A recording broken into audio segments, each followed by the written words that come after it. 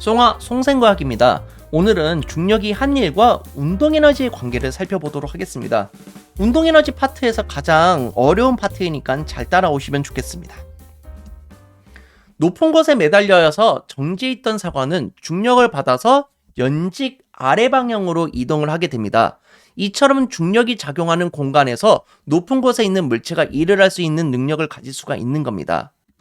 자유낙하 운동 시 속력 변화를 살펴볼 때 운동 방향과 중력 방향이 같은 방향으로 힘이 작용하기 때문에 속력이 증가하는 것을 확인할 수 있습니다. 따라서 옆에 있는 사과의 간격이 점점 벌어지는 것을 확인할 수가 있죠. 이때 자유낙하 운동은 중력이 일을 하는 과정이며 이때 중력이 한 일은 물체의 운동 에너지로 전환한다는 것을 확인할 수가 있습니다. 결국 사과도 떨어질 때 운동하는 물체이기 때문에 운동 에너지를 가지고 있는 것입니다. 올라가 있는 이 수레가 운동 에너지를 많이 가지려면 어떻게 해야 될까요? 그렇죠. 우선은 질량이 커져야 되겠고 점점 더 높이 올라가야 된다는 것을 확인할 수가 있습니다. 이렇게 해야지 운동 에너지가 커지면서 나무 도박을 밀어내는 일을 많이 할 수 있다는 것을 알 수가 있죠. 근데 만약에 질량이 줄어들고 높이가 줄어들게 된다 그러면은 많이 밀어내지 못할 겁니다. 따라서 운동 에너지가 많이 발생하지 않아서 나무 도박을 조금밖에 못 밀어낸다라는 것을 확인할 수가 있는 거죠.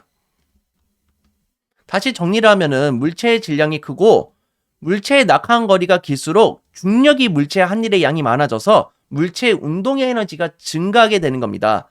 쉽게 말해서 질량이 크고 높이가 높은 물체가 떨어질 때 운동 에너지가 커지게 되는 겁니다. 따라서 질량이 크고 물체의 높이가 높았던 다에서 못을 가장 많이 밀어내는 것을 확인할 수 있는 겁니다.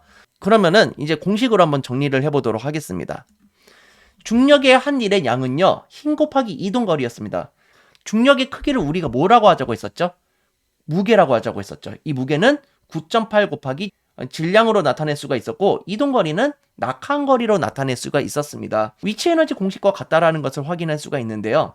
이게 전환이 되면은 운동에너지와 같다라고 볼 수가 있는 겁니다. 운동에너지는 저번 시간에 배웠죠. 2분의 1 곱하기 질량 곱하기 속력의 제곱이라는 것을 확인할 수가 있었습니다. 그래서 중력이 한 일의 양을 구해주게 되면은 운동에너지를 구해줄 수가 있는 거고요. 운동에너지 값을 이용해서 중력이 한 일의 양을 구할 수도 있는 겁니다.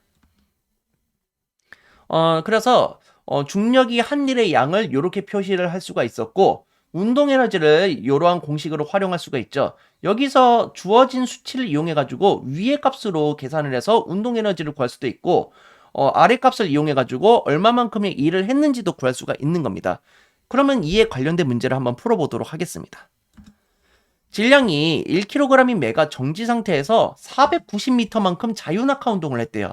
이때 매의 운동 에너지가 몇 줄인지 한번 구해보도록 할 텐데 여기서는 지금 속력이 주어지지 않았죠. 그렇다면은 그 중력이 한 일의 양을 이용해서 구하라는 얘기입니다. 따라서 매의 운동 에너지는 중력의 한 일의 양이라고 볼 수가 있겠고요. 힘 곱하기 이동거리였죠. 근데 이 힘을 무게로 표시할 수가 있었고요. 이 무게는 9.8 곱하기 질량이라고 있었습니다. 그리고 이동거리는 여기서 높이로 우리가 생각을 해주시면 되겠죠. 따라서 9.8 곱하기 1kg이죠. 이게 뉴턴이 되는 거고 그 다음에 490m를 해주게 되면은 4802줄이 나온다라는 것을 확인할 수가 있겠습니다. 자, 그러면은 스스로 확인 문제 한번 풀어보도록 할 텐데요. 물체가 자유낙하할 때 땡땡이 한 일은 어떤 에너지로 전환이 된다?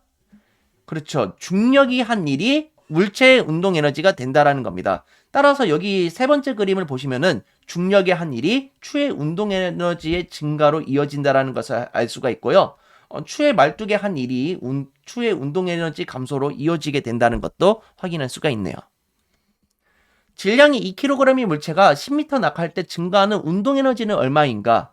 여기서 속력이 또 역시 주어지지 않았죠. 그래서 질량과 높이가 주어져 있기 때문에 중력이 한 일의 양으로 이제 운동 에너지를 구해주면 되는 겁니다.